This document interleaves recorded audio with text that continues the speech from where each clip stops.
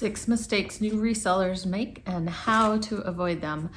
Okay, this is not to say that only new resellers make these mistakes. As you'll see as we go through these, that these are things that can affect you no matter how long you've been reselling. So the first one that we want to talk about today is called analysis paralysis. So this is really an easy trap to fall into. And again, like I said, not necessarily just only new resellers find themselves dealing with this. You know, a lot of people, you're starting something new, maybe it's a new venture, and this new venture of reselling, you want to get it just right? So you want to have the right equipment, and you want to have the right setup, you want to have the right camera. There's all these things you think you need, well, especially with taking pictures. Maybe you think, oh, I need a studio, or I need lighting, and I can't afford to do all those things just yet, right? So everybody just kind of waits until they have this perfect setup, they think, and then they can start listing. Or maybe they're just insecure about, because it's new, you're worried about maybe not pricing your things correctly or not doing the correct research on it. Watching resellers on YouTube or in other places, maybe you just see their big success and it's a little bit daunting, right? You think maybe it's that yours isn't going to be good enough, right? So all these different reasons just give you reasons to procrastinate, for putting it off. You keep thinking that you want to wait till everything is just so. And you know, a lot of those things are valid. It is good to educate yourself and to have as much knowledge as possible before you start getting into it. Shipping is another one that people get caught up in. They might be able to make a listing and do just fine with it and do the research and all that, but then they're worried that they're going to mess up the shipping, and there's so many different shipping choices and things like that. So I definitely get it, and you're not alone. I've done a few different Zoom call, like private consultation type Zoom calls, and this is a common theme that comes up.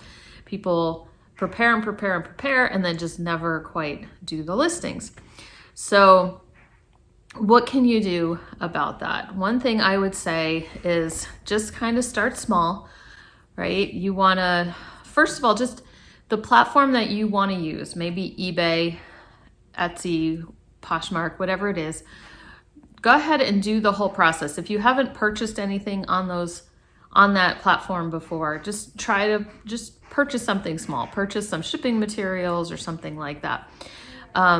This helps you to see the whole process from the buyer's point of view as well. And you can kind of see different descriptions or what you feel is lacking or what could have been done better. It also helps build up your feedback on that platform. You know, in some cases, it's some platforms that's more important than others. And then just take a picture. All right. Okay. So let me go back. Also, we want you to just work on just listing one thing, right? And it doesn't even have to get to the point of publishing that listing. You could save it as a draft if you want to, but just find something maybe small from around your house. Okay. Don't start with all your most valuable things that you found or that you know will sell super well. Just something that even if you do make a mistake, you can go ahead, you're not going to be losing out on all this potential profit. Something you can afford to make a mistake on. So just start with small stuff and just kind of do your best with that listing. Okay. Take your pictures in the best possible place that you have right now, instead of worrying about buying lighting or whatever. Take your items outside, take your picture outside, have a clothing on a hanger. You don't need a mannequin. Put it on a hanger on the back of a door. There is also software or apps like Photo Room where you can remove the background. So say you don't have the most ideal place to take a picture, just get some place that has good lighting, a nice bright room in your home, and remove the background if you have to. Anyway, so just do it, right? So just start. And I think as you start, you just do that one, you kind of break the ice, right? So you'll break the ice on feeling like it's very intimidating, you can always save it as a draft. Go look up a YouTube video on something that you're stuck in. There's lots of YouTube channels and videos for very basic listing advice or how-tos, step-by-step, that you can do. And just kind of get started. Then you'll even have you'll know what questions to ask. As you're getting started in the process, you can't just say, oh, I have all this stuff, but I haven't even listed anything. I don't know where to start. You just start by doing. Open the app and just start doing. If you get stuck, now you have a specific question that you can go ask somebody, or Google, or search on YouTube for the answer to that. Okay, so just do it. And then shipping, another good reason to check something around, just picking little things up around the house. Do something small. Shipping would not be that intimidating if it's a smaller item, if it's not this crazy breakable type thing. Just something easy that will probably just be USPS ground advantage and not anything tricky. Okay, so that was our first one that we're going to talk about, and let's now talk about the second kind of trap that ends up befalling new resellers. Congratulations, you finally listed those items that you have been thinking about, and so you are officially now a new reseller. But guess what? The scammers know that you're a new reseller too. So the second mistake we're going to talk about is falling for scams. So don't get me wrong, the scammers will attack anybody, right? I've been listing on eBay for over 16 years, and I'm on Poshmark. I've been on Poshmark for a few years, Etsy for more years than that. And every once in a while, I still get a message that I know is someone fishing for information, or a phishing type email looking for my phone number or personal information. It's happened the most recently to me on Poshmark, and most platforms are not immune to it. New Ruby Lane resellers have been reporting things like that happening. Facebook Marketplace is full of it. All those different types of places, if you're fairly new to it, the scammers have figured out how to figure that out. And so they will target new resellers who are inexperienced. So what you might see is, there's a few different kinds. One of the most common ones that I've been hearing about lately, and the ones that I've gotten on Poshmark, have to do with you put up a listing and you get a message saying, oh, I'm super interested in this item. Could you send me more pictures to this phone number or to this email address? So it's just a way to get your personal information. And I understand it can be kind of tricky because you're excited about your new listings and you're excited to try to sell your first items. And so you think, I got to make this customer happy, and you want to provide that more information, but just don't do it. Anytime anybody is asking you for something that is, that you're taking things off of the platform that you're listing on, that's a red flag. Okay, so no sending pictures outside of the platform, no sending more measurements or dimensions or answering questions anywhere else. But even if they're asking you to take the payment off of, that's off of the platform, that's actually going to be a violation of the terms of service, usually of the platform that you're on. So you're going to want to avoid doing that. Okay. So anything you're being asked to do off of the platform, don't do it. There's a handful of other scams. I don't want you guys to be nervous about this. You just have to be smart, take it slow, don't answer things quickly, before thinking about it or even reaching out to another reseller for help.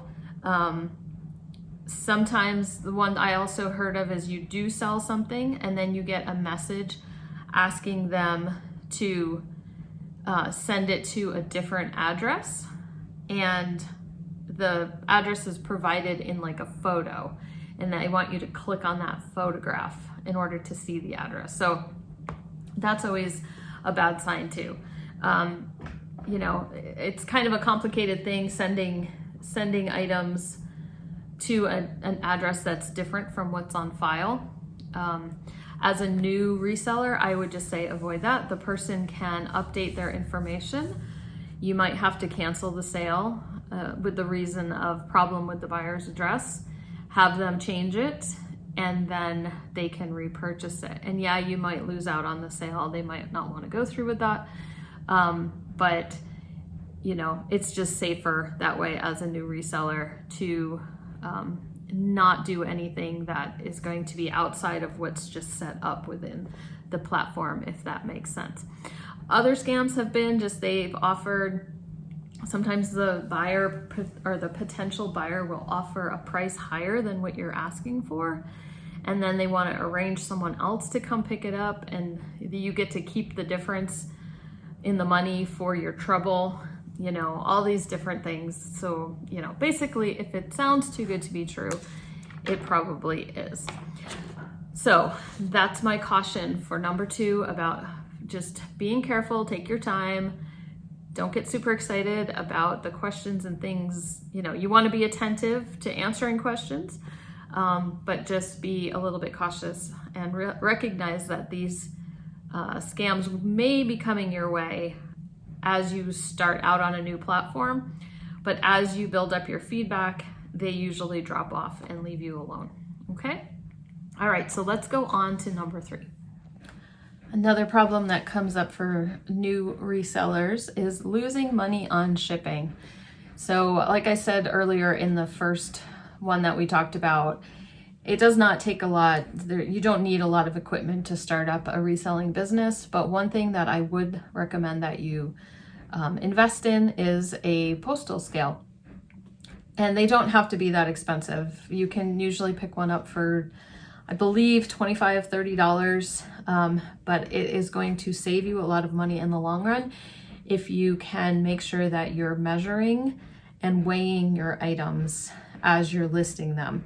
That's going to help you get the best, most accurate price and have the buyer get the most accurate price as well. If you decide to not do free shipping and let the buyer pay for shipping. I can put a link down below into a scale that we've used on Amazon that works just fine for us. There's others that will do just fine. You think you can get one through the postal system as well, but I don't know how expensive those are. The one on Amazon is fairly standard and should work just fine for you. Okay, so we don't want to guess on the weight and the measurements as we're listing. There is going to be a huge difference in shipping from like East Coast to West Coast, where you're located in the country. And measurements are also going to be very important. Recently, a lot of the carriers have instituted something called dimensional weight, and it has to do with the packages that are oversized, that are a larger size than usual, than what fits whatever their standard is for a large package. And some of those surcharges for a larger package can be quite hefty.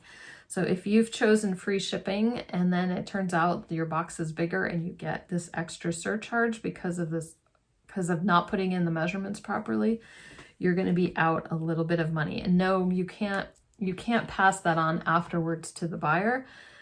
That's not best practice. So the buyer pays what they pay, and then if you're over at all, you really need to cover the difference, or if you're under, however that works.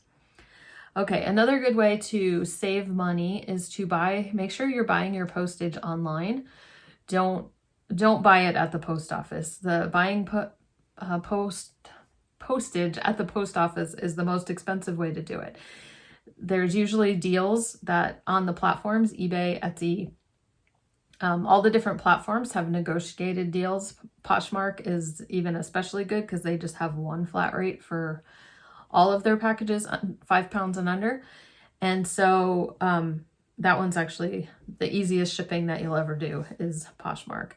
But they have negotiated deals, so we get better prices if we buy our packages postage, say that 5 times fast, if we buy it online through the platform, or you could even have an outside account like stamps.com or Pirate Ship, which is my favorite. You set up these accounts. Pirate Ship is totally free, and no, I'm not gonna be able to think of the word. You integrate it with the platform that you're on with your account, and so Pirate Ship will pull your solds from the platform, and then you do your shipping, and it sends the tracking information back to it does it all for you. It sends the tracking information back to the transaction on your platform. So easy peasy, and usually has a better deal, but definitely a better deal on shipping prices than going to the counter and buying them there. Okay, so another option is to charge the retail rate to your customer, and then you buy your postage a little bit cheaper online, and you could pocket the difference, and that could be like your handling charge.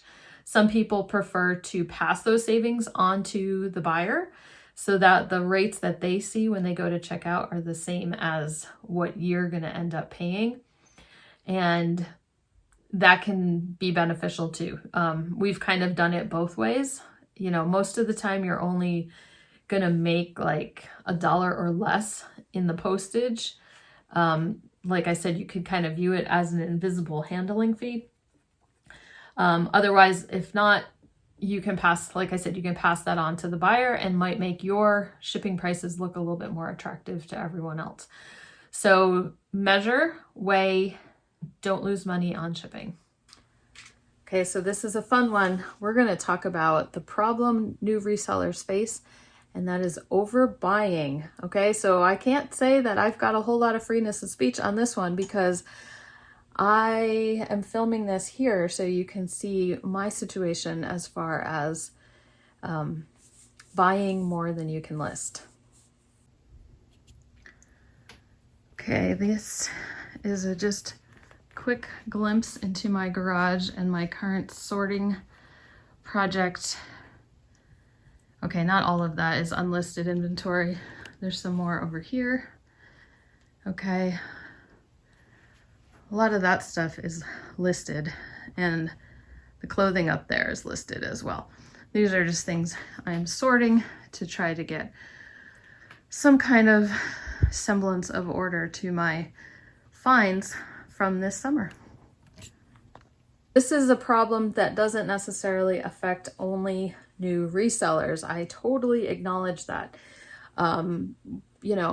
Sourcing, the hunt for treasure, all that stuff for some people definitely is way more fun than the work of listing and photographing and cleaning and all that kind of thing.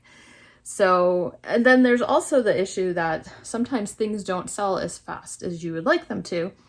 And so you buy, and then things don't move. They don't sell very quickly. So now you have to have room for your stuff that you've listed. Plus you've got other stuff that you haven't listed yet, right? So that can happen. Plus, like I said, in my case, I definitely can list, and I can source much faster than I can list. And so things back up. Now, it depends on your personality. I know there are a lot of resellers who cannot stand clutter, and they go out, they source, they bring it home, they list. They don't go out to source until those things are listed again. I applaud those people. I don't think I'll ever be one of those people. I would definitely don't think I'd ever catch up to that point where I can say that, unless I totally stopped thrifting for a while. It may come to that at some point, but for now, it's not going to happen. So, but I just want resellers, this just to be a cautionary type thing to recognize that it could be a problem. Now, I am fortunately married to another person who likes to acquire things. So we don't have that conflict about stuff, but that can happen in some marriages. Or family situations or relationships, you might have someone else in your family who is not a stuff person, who doesn't like clutter. And this is a business that definitely has a lot of stuff involved with it. So you can end up with, your living space being taken over with your finds and your inventory and rooms being taken up and everything. So it can cause conflicts in relationships. So it's just something to keep in mind as you get into this business. And if you can set up some habits right away of not overbuying, not getting overrun with inventory, or maybe have in mind down the road you'd like to have some kind of she shed or some kind of space outside the home where you can store your inventory, you just might want to keep that in mind, considering the dynamics of the relationship that you have at your place. Okay, so these things, like I said, they can encroach on your life. So what can we do? Well, obviously, one thing we can do is list more, right?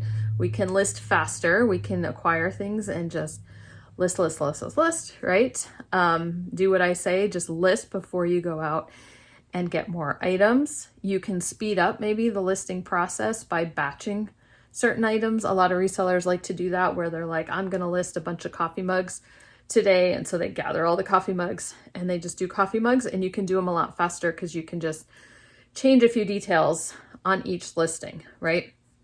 Instead of one of this item, one of this item, one of this item, right? It slows you down quite a bit. The other thing you can do is buy less. You know, you could just not go thrifting as often. That's just something that you might have to do. The other thing to do is to be more selective. You can pay attention to what we call sell-through rate, and I'll talk about that in a minute. And, you know, not buy things so much just because they're cheap, right? If you got something for a super good deal, but it doesn't have a good history of selling on eBay or other platforms, then it might not be worth it. And this is definitely something that I try to work on. I've been trying to work on, especially lately, is being more selective. And especially as I'm doing this project of organizing the things that I found and realizing how much work is ahead of me, I don't need to bring home things that are going to sell very slowly, or I just think they're cool, but they need work, or, you know, or it's super cheap. Hey, why not try it? You know, I have plenty to fill my time right now. So when I'm going out to that thrift store, I need to just be looking for those high dollar, high turnover, fast sellers. So let's just talk really quick about what that means, sell-through rate. So I wanted to give you just a quick example of what sell-through rate means and what it means for when you're out in the field, when you're out at thrift stores, and how it can help you make a good decision about what to buy and what not to buy. So sell-through rate in this instance, it's not an exact or strict definition. It's not very scientific, but it's just become popular with resellers to be a quick way out at the thrift store to determine how desirable or how fast something will sell. So looking at an example of something that we know is popular. So we have Arc'teryx jacket. It's searching in the clothing category on eBay. And if we look at the number of results, 5,600 results for Arc'teryx jacket. And then that's just in general. And then if we go down and we look at solds, we can see that there are 6,800 results for Arc'teryx jacket. So there are more in solds than there are available. So you can do that on your phone. You can do that through the eBay app. It'll always tell you how many show up in the results, and it'll show you, then you can switch it to sold, and it'll show you how many have showed up in solds. And if the number of solds is greater than the number available, then you know you're going to have a good item and it's going to sell fairly quickly. Now, if there are, say there's 5,000 available and only 300 have sold, your item might sell, but it might take a while for that item to sell. So that's the type of research. If you can do more of that when you're out thrifting, you're going to bring home less duds, and you're going to bring home items that hopefully will sell quickly and for a fairly good price. And that's going to help your situation with not having so much inventory and so much stuff to deal with all the time. It's a little bit harder to do that with vintage items. Vintage, a lot of times you're just waiting for the right buyer. You're waiting for someone who really needs this collectible type older item, one of a kind, to think about finding it or come across your listing. So that one's a little bit harder to predict, which is a lot of what I deal with. But when I'm looking at clothing or more current type items, this is the type of research that I do when I'm out in the field. Okay, so mistake number 5 is to miss or overlook flaws while you're shopping at the thrift store. Again, something that we can still continue to do as we resell. No matter how long we've been reselling, this always happens. You can get home and find mistakes or stains or all sorts of things. And usually it happens when we're thrifting quickly, right? So again, we can set up some habits while we're new to maybe avoid making the mistakes that we all made when we were new resellers, okay? So we just need to train ourselves to slow down a little bit and take a really good look at the items that we're bringing home to flip. Now we can take, if your thrift store has a good window, you can take items over to the better lighting, and then maybe you'll see stains or different things show up. You have to slow down and take a minute, look at zippers, make sure the zippers work. On men's shirts especially, check the collars for ring around the collar. Check actually the pits too, because sometimes there's stains in the pits that you don't see right away. Look it all over carefully, look for holes and things like that. Now sometimes we're so excited, we find like a brand that has been on our BOLO list, our be on the lookout list for a really long time. We finally find it, we're so excited and we grab it, right? But you have to stop. I have put Arc'teryx back, I have put different brands back that normally would be great.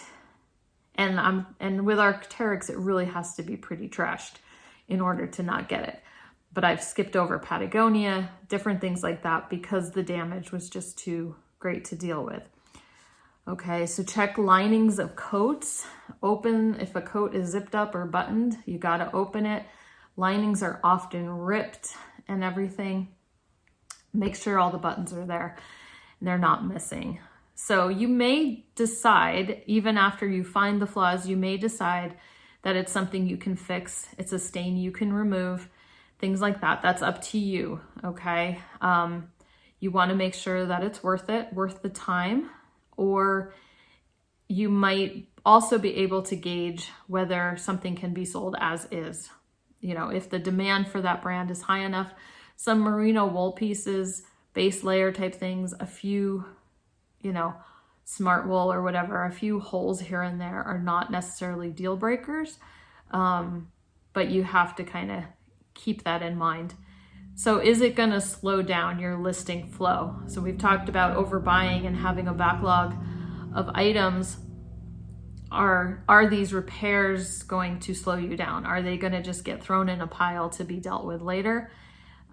You have to think about those things too as well. And so I'm trying to also get into that, do a better habit of that too. I'm so used to Mr. Pish Posh kind of being able to fix everything. But like we said, we have plenty that we can work with right now that maybe doesn't need any kind of repair or fixing. And so why would we slow that process down with a repair on just like a bread and butter item? Now, if it was some amazing brand or an amazing vintage item, then we are definitely going to probably pick it up and do the necessary work and repair. But get in the habit now of double checking, triple checking, find good lighting, and do your best. Okay, so our last mistake that resellers sometimes make is also one that has to do with sourcing. It has to do with when we're out thrifting or outsourcing. And that's kind of falling into the trap of buying collectibles. And I do air quotes on the collectibles part of that word. I don't know why, because they are collectibles. That's what they were made for. That's what they were designed for. And a lot of new resellers see these things and think, oh, they're collectible, so somebody wants them. Somebody's looking for them. Now, generations are very different. A lot of the generations that were into all these types of collectibles are getting older now, and the younger generations are not as interested in these collectibles, so that's a trap. So examples can be like Hummel figurines, precious moments type items, porcelain dolls, a lot of the dolls with the names that are in the boxes, and you see so many of them at the thrift stores. Beanie Babies. A lot of resellers heard that these so-called Black Diamond VHS Disney tapes, movies were worth hundreds of dollars. None of that is really true. Anything that was like a collection of figurines or collector plates, collectible plates, you know, with the different scenes on them, all those things. Now, obviously, well, maybe not so obvious, but there are exceptions. There's always exceptions, because I know people, you know, might come at me in the comments and just be like, oh, but I sold this and this and this. That's fine. You can do your research on whatever it is that you're coming across. But for the most part, those types of items are not going to be worth what you think they're going to be worth, okay?